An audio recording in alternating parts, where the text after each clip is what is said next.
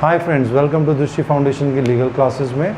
आज का हमारा टॉपिक है सब्सिडी अलायंस का।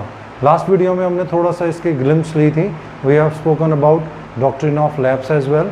डॉक्ट्रिन ऑफ लैप्स में हमने ये समझा था कि जो गवर्नर थे लॉर्ड डलहौजी, वो 1848 से 1856 तक गवर्नर जनरल रहे थे इंडिया के। और हम डिस्कस कर रहे हैं सब्सिडी अलायंस के बारे में। सब्सिडी अलायंस कहीं ना कहीं कनेक्ट होती है डॉक्ट्रिन ऑफ लैप्स के साथ। एक दूसरे का क्रक्स है, वो एक दूसरे से इंटरकनेक्टेड है। लेकिन सब्सिडी अलायंस पहले आया।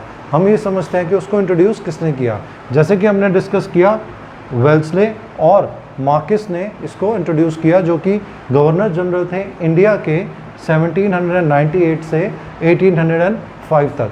अब हम आगे समझते हैं कि सब्सिडी अलायंस क्या कहती है और इसके फीचर्स क्या हैं। इससे पहले हम आगे बढ़े, मेरे चैनल को लाइक, शेयर और सब्सक्राइब करना ना भूलिएगा। जैसे कि हमने लास्ट वीडियो में समझा था कि डॉक्ट्रिन ऑफ लैप्स में लॉर्ड डलहौजी जो थे वो गवर्नर थे इंडिया के 1848 से 1856 तक। अब उन्होंने क्या डिसाइड किया, उन्होंने इसको इंट्रोड्यूस किया सब्सिडी अलायंस के बेनिफिट में आके, जो कि वेल्सले मार्किस ने 1798 से 1805 तक में इंट्रोड्यूस करी थी। अब सब्सिडी अलायंस क्या कहता था? सब्सिडी अलायंस ये कहता था कि जितने भी प्रिंसली स्टेट हैं उनके राजा के साथ एक उनकी अलायंस क्रिएट हुआ ब्रिटिशर्स का। ब्रिटिशर्स ने बोला कि हम तुम्हें प्रोटेक्शन देंगे, उस प्रोटेक्शन के बिहाफ पे हम तुमसे कुछ पेमेंट लेंगे, कुछ कैश लेंगे टैक्स के तौर पे, और हम आपकी प्रोटेक्शन करेंगे। जैसे कि हमने डॉक्ट्रिन ऑफ लैप्स में भी समझा था कि 3 तरीके की स्टेट्स थी, प्रोटेक्टोरेट स्टेट, डिपेंडेंट स्टेट और फ्री स्टेट्स। अब इन तीनों स्टेट्स को हमने अच्छी तरह एक्सप्लेन किया हमारे लास्ट वीडियो में, प्लीज़ उसमें इसको आप समझिएगा। लेकिन हम थोड़ा सा ओवरव्यू उसमें समझते हैं कि इसका मतलब क्या है। इसका मतलब ये है कि ब्रिटिशर्स जब प्रिंसली स्टेट के राजाओं को सपोर्ट करेंगे, उनको प्रोटेक्शन देंगे, तो उसके बदले में वो टैक्स लेंगे। अगर राजा किसी भी प्रकार से टैक्स नहीं दे पाता है तो उस टैक्सेस में स्पेसिफिक टेरिटरी का पार्ट जो है वो ब्रिटिश काउंसिल के अंदर एनेक्स्ड हो जाएगा। ये हमने समझा। अब डिफरेंस क्या आता है, लोगों को डाउट रहता है कि सब्सिडी अलायंस में और डॉक्ट्रिन ऑफ लैप्स में डिफरेंस क्या है। इसमें डिफरेंस क्या है? पहला तो वेल्सले ने इसको इंट्रोड्यूस किया 1798 से 1805 में, जो कि गवर्नर जनरल थे। डॉक्ट्रिन ऑफ लैप्स में लॉर्ड डलहौजी ने इसको इंट्रोड्यूस किया, जो कि गवर्नर जनरल थे 1848 से 1856 तक।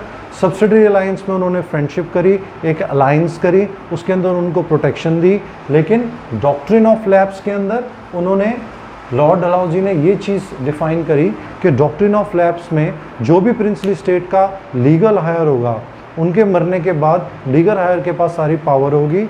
लेकिन अगर उनका कोई लीगल हायर नहीं होता है तो वो अगर किसी बच्चे को अडॉप्ट भी कर लेते हैं तो पहले उसके राइट जो हैं वो कॉम्पिटेंट हैं कि नहीं, उसके लिए कोर्ट ऑफ डायरेक्टर्स जो है इसको डिसाइड करेगी। एक कोर्ट डिसाइड करेगी कि वो उसको पावर में रह पाएगा कि नहीं रह पाएगा। इसके लिए आप हमारा प्रीवियस वीडियो देख सकते हैं।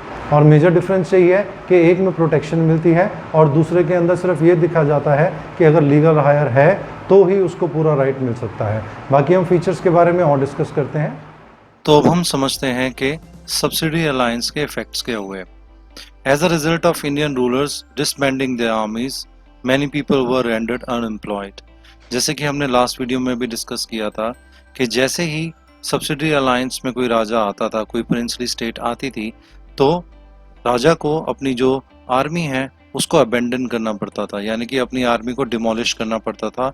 उससे क्या हुआ कि जो हमारे इंडियन स्टेट्स की जो आर्मी के जो सोल्जर थे उनके पास कोई काम नहीं रहा।